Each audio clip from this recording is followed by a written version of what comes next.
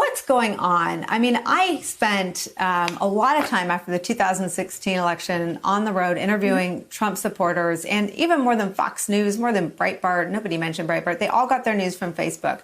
Why are they so bad at weeding out lies? Because that's not their job.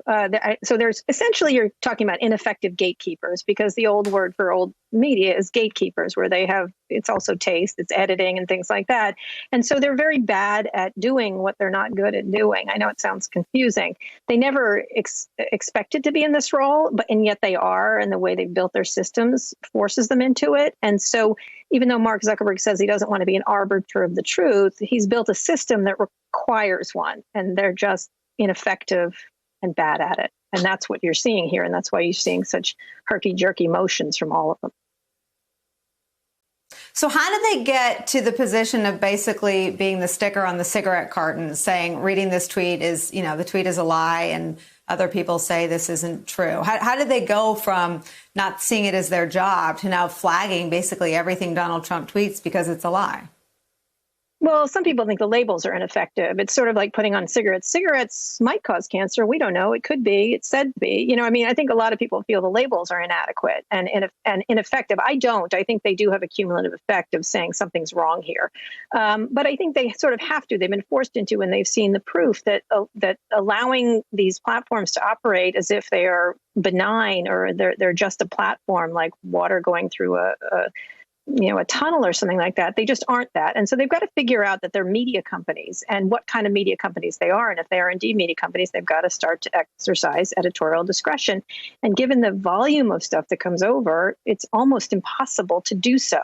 And it's very much impossible to do well. And they're trying. That's what they're doing now. They've decided it was shameful what happened in the last couple of years, and now they're going to do something about it. Kara, I've asked you about this before. I think the thing that rubs a lot of people the wrong way is that they think they're good. I mean, you watch the Facebook ads, they think they're, a digital hallmark, and they're really like purveyors of political porn. I mean, do they still think they're good guys and good companies? I think a lot of people who work there don't think that. I think what they have to do is defend an indefensible thing. And, they talked about addictiveness, whether it was addictive. And Mark Zuckerberg was sort of using words like, well, it's meaningful and useful. So he sounds kind of ridiculous when he does that. What was interesting is that you have people on both sides having problems with them, and for different reasons. But just today, just before I came on here, Sacha Baron Cohen was making one complaint, and Josh Hawley, Senator Hawley, was making another one. And so I think the issue is enormous power by people who aren't able to wield it properly. And that's what we have to figure out. And there should be a bipartisan effort to get together to figure out, what are the guardrails? What is free speech? Are these public platforms? Well, then they should be regulated like a utility. And so these are the discussions that need to happen, not this nonsense about conservative bias. The reason conservatives get dinged more is because they lie more on these platforms, and now there are new rules. And so that might not be a good way to solve that problem, but it should be discussed in a way to try to protect as much of the truth as possible. It's not going to be perfect, but there hasn't ever been that discussion about what true power means, which means Mark Zuckerberg runs a system that he controls completely, and it's the only system in town. And that's really the problem, is we've got a company store that's controlling our civic discussion. Donnie, when I think about these companies, I think about that documentary where the guy went and ate McDonald's every day for weeks and weeks to see all of the body systems that shut down when he just gorged on junk food. Do you remember that? I forget what it was called. It was incredible. Yeah, and that's what I think about. What was that called? Supersize Me. And that is what I think of when I think about people on Facebook and Twitter just gorging on bad quality information. What do you think about the brand of these companies, and what should they do? Well, I think I want to talk about the brand. I want to remind everybody what social media is, because what's happened over time, we started to layer social media, that it was set up as a news and information service. Social media, by definition, are websites and applications that enable users to create and share content or participate in social networking.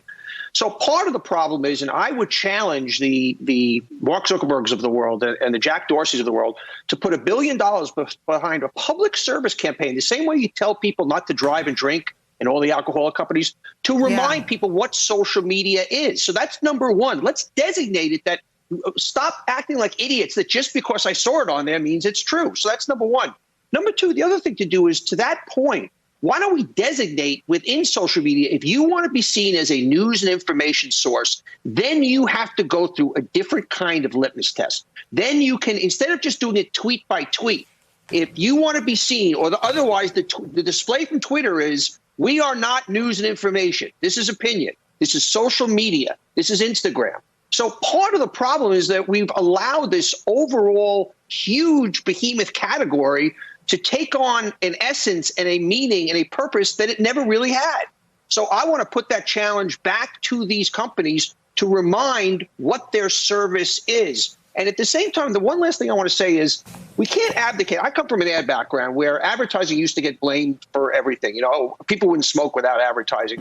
And, I always say that that's baloney. And if people want the truth or they don't want the truth, that's going to be up to them. So many people at this point don't want the truth. They just want to justify their point of view. And we end up going poo-poo and blaming the media companies, and blaming versus it's the individual that has some responsibility to do their own editing and understand what the truth is. Well, let me push back a little bit, because I think President Obama made clear in his interviews this week that one of the, I think the problem is it's now a threat to the democracy in which we live, that there is such a prevalence of disinformation. And I'd send that back to you, Kara. It is now, it would appear that this country has no need to be trolled by the Russians, because we do a perfectly adequate job dividing ourselves with disinformation just domestically. Do they see or feel any urgency because of any acknowledgement or understanding of their detrimental role in spreading disinformation? I think they do. And I think I'm going to push back on Donnie. This is information like you've never seen. This is amplification and weaponization of information. It's not like a billboard or an advertising you might see in a magazine or television. Those are limited to the number of eyeballs. In this system, you can send 1 million different ideas to 1 million different people. And that's a very big difference. And then the flood of information is the real problem. It's flooding. It's not just a drip of cigarettes being sold to teenagers. And by the way, advertising did help people smoke a lot more. It just did. And it was very clear. But think about that on steroids to the nth degree. And that's what's happening here. And then malevolent players, of which there are many, whether they're domestic or foreign, get on the system and game it. And it's perfect to get gamed. It's an almost perfect system of propaganda.